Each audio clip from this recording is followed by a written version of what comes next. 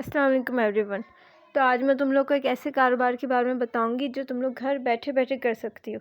सिर्फ कुछ नहीं चाहिए, सिर्फ 2,000 रुपये लगा लो, कपड़ा ले लो, इलास्टिक ले लो, कुछ बीड्स ले लो और घर बैठे बैठे इस तरह की स्क्रंचीज़ बनाओ और घर बैठे बैठे स्मॉल बिजनेसेस स्टार्ट करो।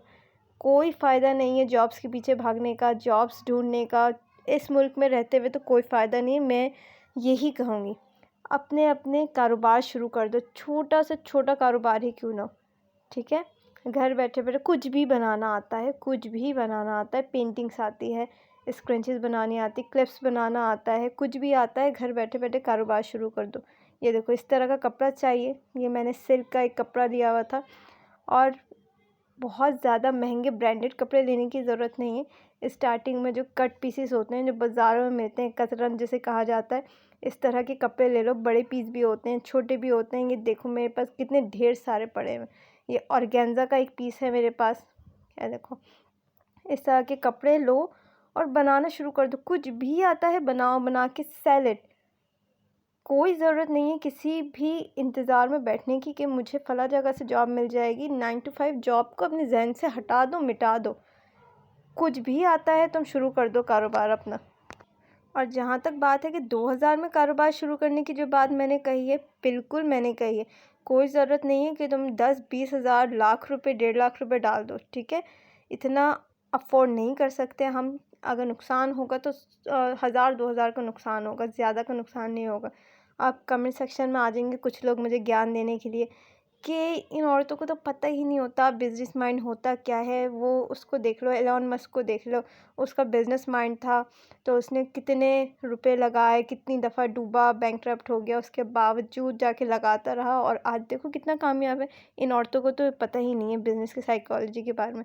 हमें सब पता है और बेहतर पता है।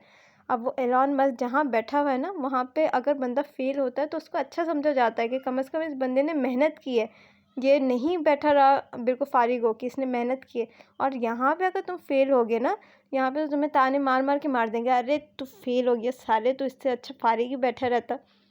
खुद भी डूबा है और पूरे घर वालों को भी डुबो दिया कर्जे में। इससे अच्छा तो किसी कोने में फारिग ही बैठा रहता। तुझे क्या ज़रूरत थी इस चीज़ में घुसने की, है ना। यहाँ पे अगर तुम कोई कारोबार ट्राई करते हो और अगर वो डूब गया तो तुम्हें इस तरह की बातें सुनने को मिलेगी।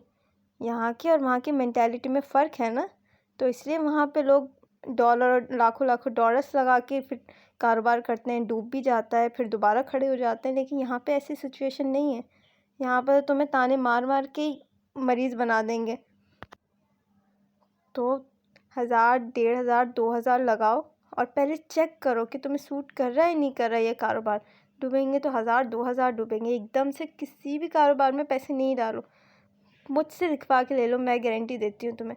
एलोन मस्क यहाँ पैदा होता तो बन के दिखा देता बिजनेसमैन, बन के दिखा देता इतना अमीर बंदा, है ना। नहीं है ना, यहाँ पे इतनी अपॉर्चुनिटीज़ नहीं है। लोग के सोचने का तरीका वैसा नहीं है, मेंटालिटी वैसी नहीं है। बहुत फ़र्क है हर चीज़ में और इन सब चीज़ों को देखना पड़ता है। मोटिवेशनल स्पीकर्स तो कह देते किसी की नहीं सोचो, ये करो, वो करो, रफ़ा करो, दफ़ा करो। कहना, करना और उसको बर्दाश्त करना, फ़ील करना एक बहुत अलग बात है। तो यहाँ पे तुम लोग देख ही रहे होंगे मैंने कितने सारे यहाँ पे कट पीसेस, सिल्क के, ये नेट के जो ग्लिटर वाले, क्या ज़बरदस्त ज़बरदस्त पीसेस मैंने लिए। और तुम यकीन नहीं करोगे, ये मैंने पीसेस कोई 20-20 रुपए में, कोई 50 रुपए में, कोई 60 रुपए में ये पीस लिए मैंने। यकीन नहीं करोगे, इस तरह के पीसेस लो बाज़ारों से। तुम्हें ज़रूरत नहीं है कि शुरू में तुम थान थान अच्छे वाले कपड़े, ब्रांडेड वाले कपड़े लेके तुम बनाना शुरू कर दो, फिर पता चला बाद में तुम्हारी कस्टमर्स की इतनी स्ट्रॉन्ग बॉन्डिंग बन नहीं सकी, वो प्रोडक्ट बिका नहीं। प्रोडक्ट बेचने के लिए कस्टमर्स भी तो चाहिए ना तुम्हें। कस्टमर्स बनाओ। सिर्फ ये प्रोडक्ट्स बनाना बड़ी बात नहीं है, प्रोडक्ट बना के तो तुम ढेर लगा दो अपने रूम में, लेकिन सेल कहाँ करोगे, है ना। तो कस्टमर्स भी तो तुम्हें चाहिए, कस्टमर्स बनाओ। ये देखो, इस तरह के ऑर्गेन्जा के फैब्रिक मैंने लिए हुए हैं कितने सारे, 20-20, 30, 40, 50 रुपए में ढेरों मिल जाते हैं, ढेरों। ये देखो, इस तरह के लो स्क्रंचीज बना सकते हो, बो बना सकते हो, पीछे एक वो लगा दिया हेयर बैंड, क्या कहते हैं उसको, पोनी, बैंड कहते हैं ना, बैंड, इलास्टिक बैंड लगा दिया पीछे, एक सिल्क के कपड़े से बो बना के एक इलास्टिक बैंड लगा दिया पीछे, पोनी बन गई। इस तरह के स्क्रंचीज़ बना लो, डबल लेयर स्क्रंचीज़ बना लो, और ज़्यादा एक्सपेंसिव बिकेगी।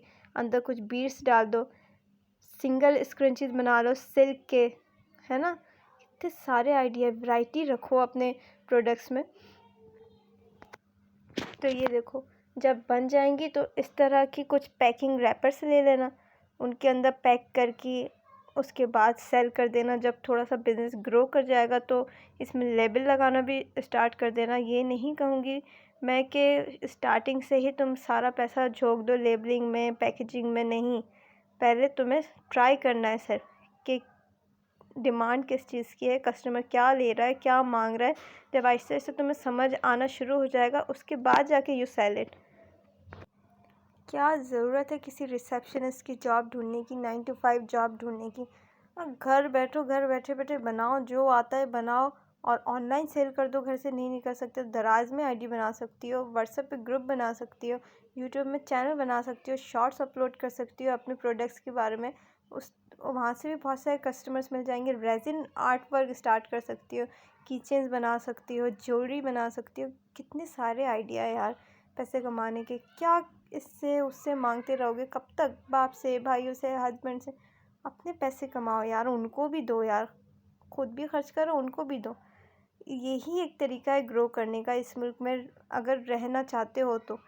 वरना तो कोई फ़ायदा नहीं है इस मुल्क में रहने का, जहाँ बात नहीं सुनी जाती आपकी, आपकी कोई वैल्यू नहीं है आपकी जान की। ऐसा लगता है कि इस मुल्क में जैसे गरीब मरने के लिए पैदा हुआ है।